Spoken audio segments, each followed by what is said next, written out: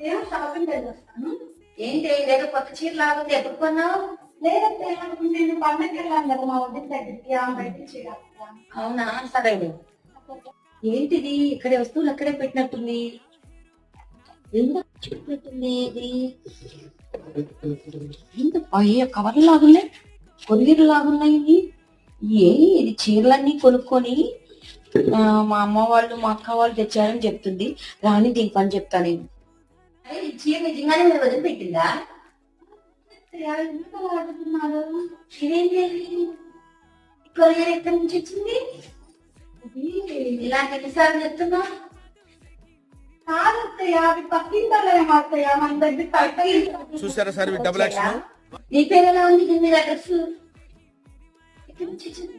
అడిగినప్పుడల్లా మా అమ్మ మా వదిన మా అన్నయ్య ఇచ్చారని చెప్పి ఇలా చేస్తున్నావు.